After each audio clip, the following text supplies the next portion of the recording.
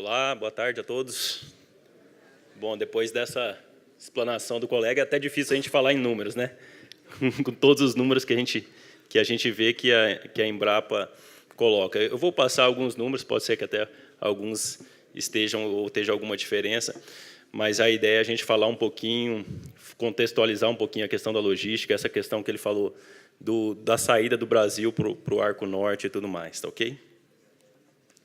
Bom, a gente vai falar um pouco, vou fazer uma apresentação rápida minha e da empresa, da Cargill, onde eu trabalho. Eu quero passar um vídeo que foge um pouquinho disso que a gente está falando, foge totalmente da questão da parte de granéis, só para contextualizar uma questão que eu vi, inclusive, falando recente numa entrevista que teve na AgroLeite, que acho que até o colega estava presente, falar um pouquinho da evolução da produção de grãos no Brasil, e todo esse fluxo da saída norte, a composição multimodal no escoamento de grãos, e dar um panorama, uma visão minha do que eu acho que ainda falta avançar e o que eu acho que a gente falta melhorar. Acho que uma das grandes questões que a gente faltava melhorar é ter informação, e com essa apresentação a gente vê o quanto informação e quanto detalhamento a gente tem avançado aí para poder tomar decisão, porque ninguém toma decisão sem, de fato, ter informações corretas, tá? Então, eu sou Adriano, eu tenho 34 anos, tenho formação na parte de engenharia de produção e na parte de projetos. Hoje estou atualmente como gerente de operações no terminal em Santarém, no Pará, da Cargill, que eu vou falar mais à frente. Um terminal que foi construído, começou a construção em 99, foi finalizada lá em 2003. Tenho 10 anos de experiência na parte portuária, entre Paranaguá e lá, e estou há 8 anos estudando todo esse desenvolvimento, trabalhando e estudando todo esse desenvolvimento da produção e da logística no Arco Norte, tá?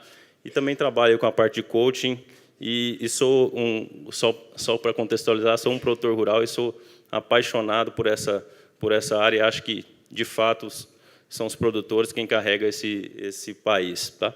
Mas o meu trabalho em si é uma dedicação grande em otimizar processos, saber como que a gente pode fazer melhor, trabalhar isso no nosso dia a dia. Bom, falando um pouquinho da Cargill, hoje eu estou como gerente lá, estou representando aqui a área de portos, em nome do Clítio, que é o nosso diretor de portos. A Cargill é uma trading que está aí no mercado mundial há 153 anos, é uma empresa norte-americana, tem 53 anos no Brasil, sua sede em Minneapolis, no estado de Minnesota. A gente está presente aí em cerca de 70 países, tem uma receita de 109 bilhões, e um lucro líquido de 2,8 bilhões em 2017. E aí, falando dos ativos, na casa de 56 bilhões, o número de empregados, 150 mil, no Brasil são 9.800, e estamos presentes em 9.600 municípios, 160 municípios, desculpa. Bom, só para dar um panorama bem rápido, a ideia não é falar da empresa aqui, pessoal, só para mostrar um pouquinho mesmo de onde a gente está presente e dos temas onde a gente trabalha, na parte de açúcar, amido, biodiesel. Então, a Cargill está presente em quase todos os ramos da alimentação, seja da alimentação humana ou da nutrição animal, na parte da Nutron, da Cargill Animal, soja, toda a parte de trading, que é o que a gente faz com maior orgulho desde o início da empresa, tá ok?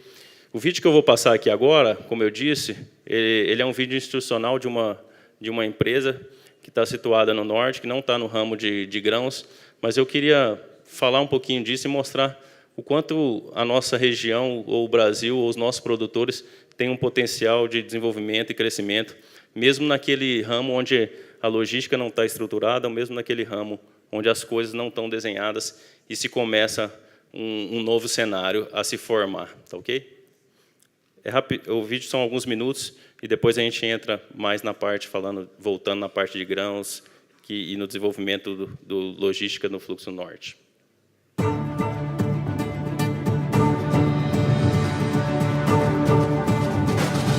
Há mais de uma década, o Pará, localizado no norte da Amazônia, tem sido o berço da mais moderna e sustentável produtora de açaí do mundo. A Açaí Amazonas.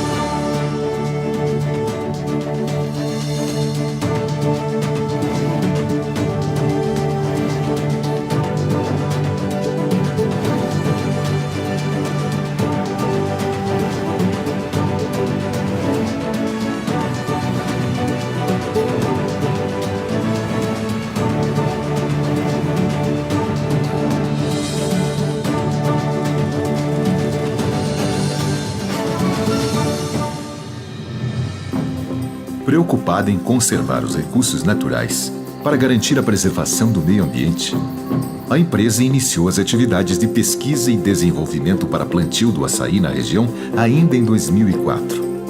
Depois de encontrar nesta área uma oportunidade para reflorestamento sustentável com espécie nativa. Após anos de estudos e experimentos, surgia a Açaí Amazonas, pioneira no plantio de açaí irrigado em larga escala. Mas, por trás da grandiosidade de produção, estão os pequenos detalhes que fazem a diferença e nos tornam referência no segmento. Como a preocupação em preservar todas as propriedades e benefícios naturais do açaí. Um produto que é rico em antocianina, um antioxidante que ajuda a combater os radicais livres, prevenindo o envelhecimento e proporcionando mais saúde e qualidade de vida. Que promove a energia, o bem-estar e a saúde de quem o consome através de suas variadas propriedades naturais e vitaminas. É considerada uma das mais nutritivas frutas da Amazônia. Mas, como manter tantos benefícios a partir do fruto de uma região de características tão marcantes? Como oferecer isso ao mundo inteiro sem perder a substância original? Aqui está um dos grandes diferenciais da Açaí Amazonas. Nossa qualidade é resultado do respeito às pessoas, às comunidades e ao meio ambiente.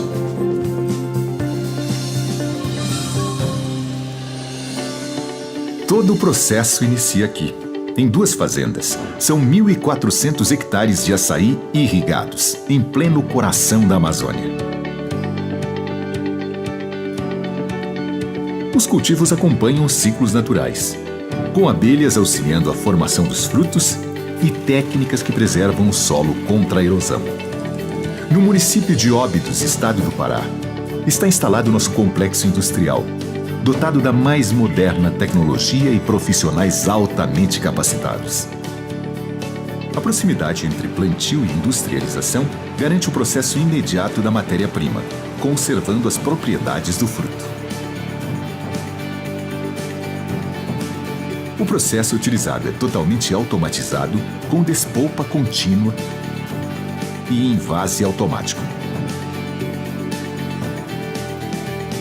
E, em nome da excelência dedicada aos mercados nacional e internacional, a Açaí Amazonas oferece produtos com rastreabilidade e parâmetros de qualidade sem ruptura no fornecimento durante os 12 meses do ano. Isso graças ao plantio irrigado, aos profissionais especializados, à equipe qualificada e aos rigorosos controles diários de produção feitos em laboratório próprio e com equipamentos modernos, o que confere à Açaí Amazonas. Isso, pessoal, só até aí. Depois começa a falar um pouquinho dos produtos, até passa um pouquinho, mas não é a ideia trazer aqui os produtos em relação à empresa. Mas eu quis trazer essa mensagem aqui porque, pessoal, se a gente pensar numa região como essa, que foi citada ali, Óbidos e Alenquer, onde são as 2 fazendas citadas dessa região produtora, é uma região totalmente, se a gente pensar, uma região totalmente inóspita para se produzir e se exportar nesse país. E, mesmo assim, tem gente montando um sistema com alta tecnologia, com vamos dizer, alto estudo, para poder levar esse produto, que é um produto, vamos dizer, do nosso país, um produto que representa o Pará, né, o estado do Pará, para outras fronteiras fora do país. Eu queria chamar a atenção nesse ponto, quando eu vi o ex-ministro Reinhold Stefanes falando na semana passada, acho que na Agroleite, sobre a questão do agro, né? As pessoas ainda não entendem ou não reconhecem o quanto isso é feito de bom, o quanto esse setor é importante, talvez, para o nosso negócio, né? Aí, qual a diferença daquela pessoa, daquele ribeirinho que leva o seu açaí, né, até o mercado municipal e isso que está fazendo, e essa empresa que está fazendo isso? Acho que é basicamente tecnologia, né? Usar a biotecnologia desde a produção, desde a formação das mudas, usar a irrigação para que você consiga atender o mercado que tem uma demanda o ano todo. Essa demanda oscila mas ela é uma demanda o ano todo. Então, é isso, né? O agronegócio, que muitas pessoas talvez não entendem, é a mesma coisa que o ribeirinho faz e entrega, ele está fazendo o agronegócio, e o que essa empresa, ou o que as empresas de grãos, ou o que os grandes estão fazendo, faz parte do agronegócio. A diferença é um fazer com mais tecnologia e mais avanço e ter melhor receita, e o outro fazer menos. Bom, voltando aqui um pouquinho para a área de grãos, que eu vou falar um pouquinho sobre o Arco Norte, tudo que a gente vê da saída de produção. Aqui mostra um pouquinho da evolução das áreas de grãos, que eu acho que não preciso voltar nisso e repetir muito. Então, desde 2003, a evolução para 2017 da área de grãos, né, acima de 60 milhões de hectares. A evolução da produtividade da soja. Então, no Brasil, a gente está tendo uma evolução tanto em áreas plantadas, como uma evolução da produtividade, que faz com que a gente cresça todo esse volume. Então, se a gente olhar aqui o mapa da produção ao longo do Brasil, a gente vê como a produção vem subindo, óbvio. Essa é uma informação, acho que todo mundo sabe e acompanha, o quanto, e o que o colega também mostrou, o quanto as áreas produtivas passaram a subir para a região centro-oeste e até para a região norte atualmente. Então, a gente saiu aí de um total aí de 23 milhões de toneladas em 77 para 208 milhões, falando aí só em soja e milho. Se a gente falar em todos os grãos, a gente teve uma produção estimada, aí, segundo a Conab, 223 milhões de toneladas em 2018. Né? Bom, os principais estados produtores são lá Mato Grosso, Paraná, Rio Grande do Sul e Goiás, nessa ordem. Então, a gente vê que dentro dos 4 estados, 2 deles estão na região centro-oeste e cada vez mais a região norte do Mato Grosso crescendo com essa produção e com aumento de produtividade. Aí a pergunta que se tem, que o colega com certeza responderia com muito mais propriedade do que eu, se a gente tem condição de escoar toda essa produção.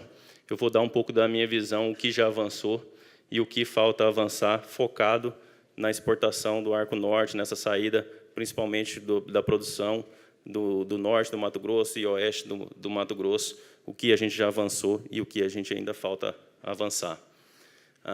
Bom, o aumento da capacidade portuária ela vem acontecendo através de construções e de expansões que houveram nos últimos anos, principalmente aí nos últimos 4, 5 anos. E toda essa região, ela somou aí mais ou menos aproximadamente 20 milhões de toneladas de exportação, que é um volume bem relevante, se a gente pensar que esse fluxo não é tão antigo assim. Tirando a Cargill, que está há cerca de 15 anos na região, e a AMAGGI operando, a Cargill operando em Santarém e a AMAGGI em Itacoatiara, que são mais antigos, mas os outros são bem recentes, aí, Porto de Santana e as instalações em Barcarena, Vila do Conde e Miritituba. Bom, aqui mostra um crescimento dos portos do Arco Norte. Então, nesse gráfico está falando em 24%, né?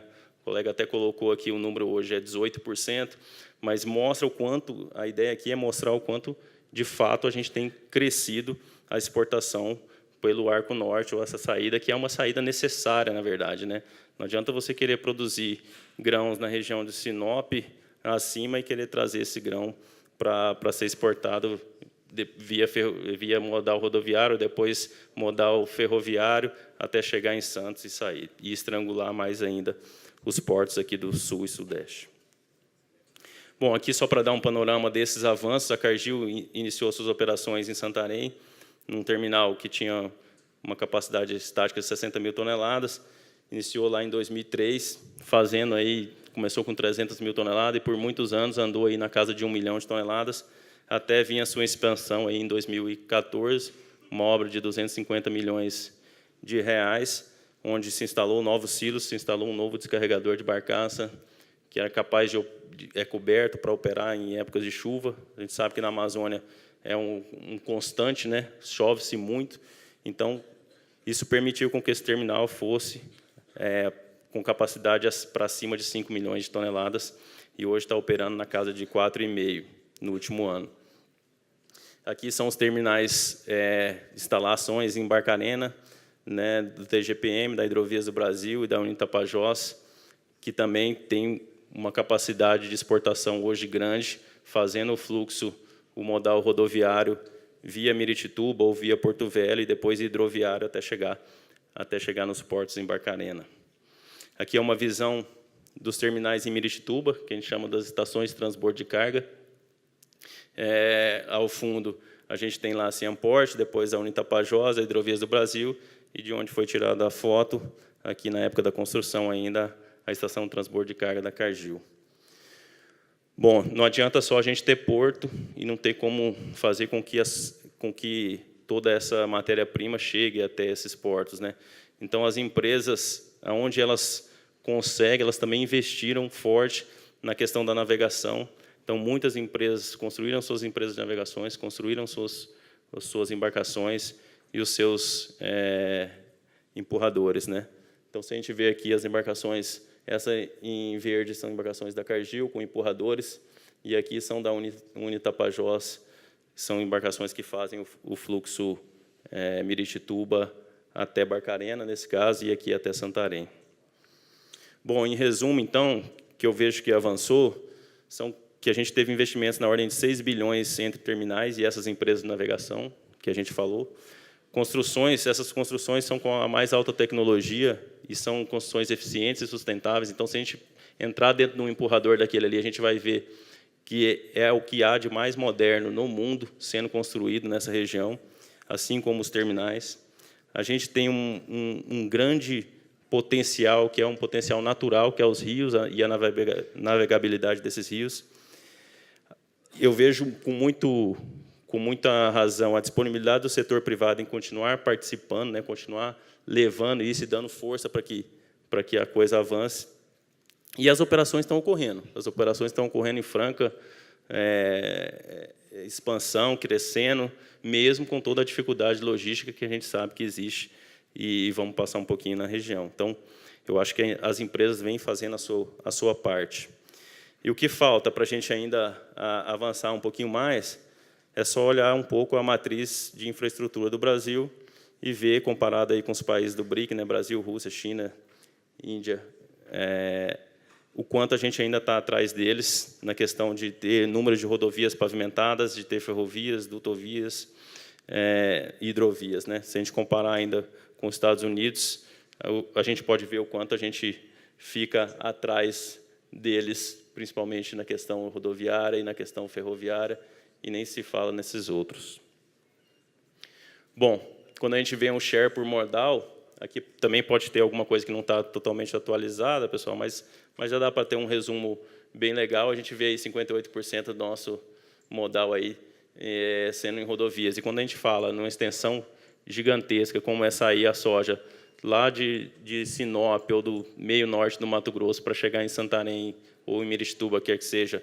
Então, a gente vê que depender desse modal é totalmente inviável para essas longas distâncias que a gente está falando. Bom, somado a isso, a gente tem a concentração dessa infraestrutura na parte mais industrial do país, obviamente, sul, sudeste e uma parte do centro-oeste. Entretanto, a produção agrícola foi crescendo para o norte, como a gente já viu. Então, se a gente olhar um pouquinho esse mapa, que é um mapa também um pouco mais antigo, a gente vê a questão do sistema aquaviário, a questão da malha ferroviária, que praticamente não está presente aqui, mas como o colega passou, já estou finalizando. Obrigado. Aqui, só um minutinho. Aqui a gente mostra um pouco da malha rodoviária. Então, o quanto essa malha rodoviária ainda é carente nessa região, que é uma região produtora, tá? Então, pessoal, o que falta, ao meu ver, são políticas públicas que facilitem os investimentos da iniciativa privada, os investimentos em ferrovias, obviamente, para a gente ter esse crescente. A adequação das hidrovias, que não adianta ter rio e achar que aquilo é uma hidrovia. A hidrovia ela é carente de sinalização, dragagem e assim por diante. E, obviamente, um mínimo de pavimentação e manutenção das rodovias existentes para que o fluxo, ele, de fato, aconteça. Caso contrário, o que a gente tem é essa foto aí, no terminal, em Miritituba, onde uma rodovia que não opera, forma-se longas filas, ondas gigantes, caminhão parado, perda de dinheiro para o caminhoneiro, para a empresa e para o país como um todo. É isso.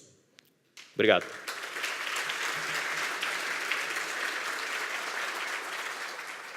Obrigado, Adriano. Teríamos tempo para alguma pergunta? Não. Bom, gente, a gente conseguiu uma pergunta. Vamos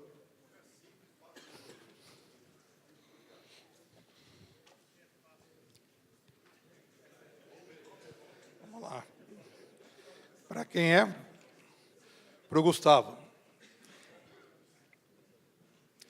Essa base de dados georreferenciados municipais estão disponíveis em formato SHAP? Como podemos acessar esses dados para o município? Milton Matsuhita, Emater. Oi, Milton, obrigado pela pergunta. Todos os dados que estão lá no site, estão todos eles disponíveis. Quase. Mas tem um detalhe, a gente trabalha com a base de dados de nível de micro-região no site. Ajuda vocês, mas não tanto como você gostaria. Mas aí está fácil também. www.ibge.br, você vai lá e encontra o Sidra. Dentro dessa base de dados do Sidra, você tem essas mesmas bases que a gente trabalhou, mas em nível municipal. A gente só agrega ela em micro-região para fins estatísticos e porque a gente volta no tempo nas análises. Quando a gente vai fazer análise dos fluxos e tentar projetar cenários, a gente não pode trabalhar no nível de município, porque no Brasil está sempre criando município. A micro-região não, a micro-região é um negócio mais estável. Então, para fins de projeção, a gente trabalha toda a nossa base em micro-regiões. Mas o IBGE tem todos esses dados aí no nível de município, o MDIC tem esses dados também a nível de município, as exportações, então isso aí sem problema. E se você precisar de uma ajuda para como conseguir essas bases de dados, a gente indica, manda um e-mail lá para a gente indica lá qual que é o caminho correto para baixar. Bom, gente. Um minutinho para encerrar. Quanto mais a gente escuta sobre logística, mais a gente tem vontade de acertar. E eu diria para vocês, eu vi todos os números aqui, vi que Paranaguá é o campeão do modal rodoviário. Nós conseguimos avançar, hoje nós não temos fila nem de navio e nem de caminhões. Mas isso é porque a gente tem tecnologia e tem planejamento. Nós já estamos planejando e vamos abrir uma licitação, não, vamos abrir a licitação no dia 4 de setembro para a dragagem dos próximos 5 anos para dar tranquilidade ao setor. E eu diria, tem jeito de a gente acertar. A gente investiu 1 bilhão em 8 anos. 1 bilhão não é nada, gente. Na questão portuária. Em 1 bilhão nós transformamos o Porto de Paranaguá num porto que era deficitário, num porto superavitário. Hoje, como eu sempre digo, nós estamos no melhor momento do Porto de Paranaguá. Muito graças a vocês, muito graças ao trabalho que foi feito. Por isso eu digo, vamos acreditar no agronegócio e principalmente na tecnologia e na infraestrutura brasileira. Muito obrigado. Obrigado, Giovanni, você com esse fórum. Ele só tem engrandecido as questões do Paraná e do Brasil. Até logo, gente.